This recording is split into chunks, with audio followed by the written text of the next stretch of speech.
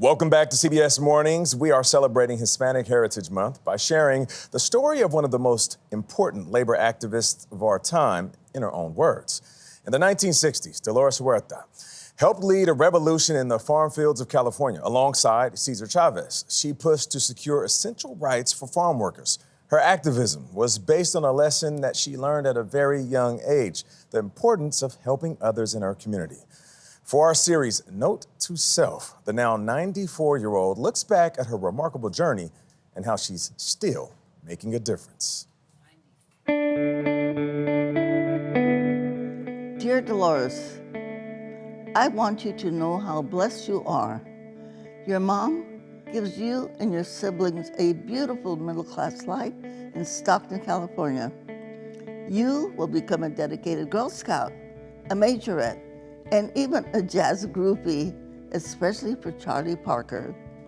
But there will be one moment when you turn 15 years old that will shape who you become. Your high school teacher will accuse you of plagiarism. This will crush you. But listen close. Don't let her words of prejudice get you down. Take that moment and remember the words your mom always said to you. If you see someone that needs help, you have an obligation to help them if you can. Remember those words when you become a school teacher and witness farm workers and their children living in poverty.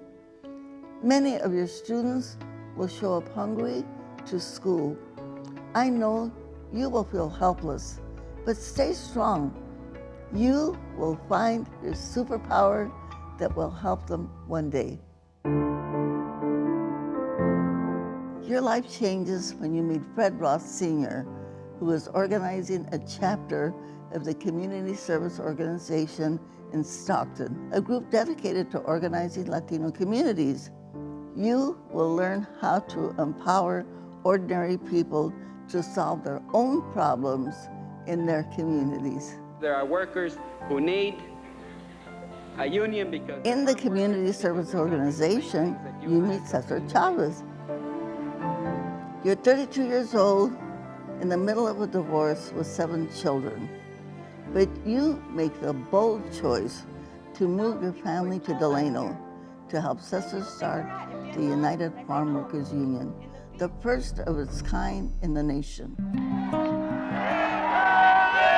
You and Cesar launched a strike and a boycott against grape growers for basic farm workers' rights.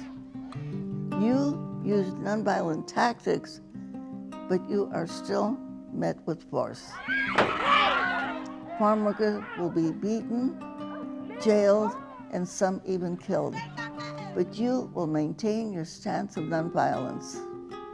You will forge political allies and friends like Senator Robert F. Kennedy, hoping he would one day be president who champions for la gente, or the people. But those dreams will be silenced the day he wins the presidential primary in California. I think that we can end the divisions within the United States. He makes his final speech with you by his side. And Dolores Huerta, who is an old friend of mine and has worked with the union, to thank her. But just minutes later, he is shot and killed. Even though you are devastated, it's so important to remember not to let the violence stop you from standing up for what you believe in. Almost 20 years later, one moment will test your sacrifices and beliefs. You almost die on September the 14th, 1988,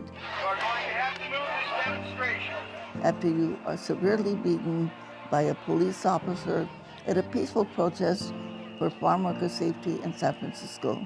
You will be disabled for weeks, but I urge you not to let those moments derail you from celebrating all that you will go on to accomplish.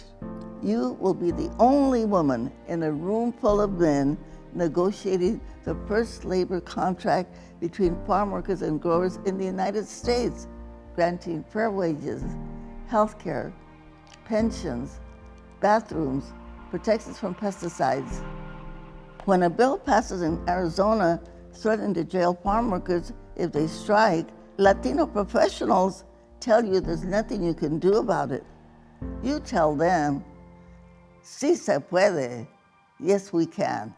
Yes, we can. Yes, we can. That cry will morph into a campaign rally that will one day help send the first Black president to the White House. Yes, we can. Thank you. God bless you. And may God bless the United States of America.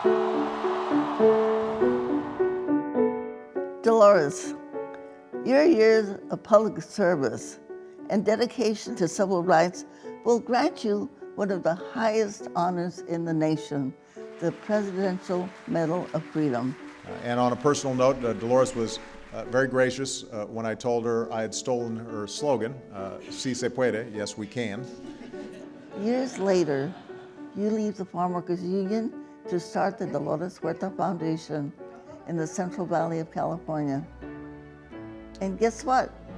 Your organization will reach an historic settlement with the Kern High School District for expelling thousands of students of color annually, helping give a voice to students of color who are facing prejudices just like you did in high school. Don't ever forget the difference that you can make in other people's lives.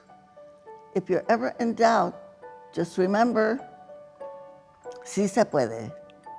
Yes, you can. Beautiful life, beautiful face, beautiful spirit. Yeah. I mean, and number one, 94, she looks damn good. She looks really really good, good, Mrs. yeah. Huerta. Very, very good.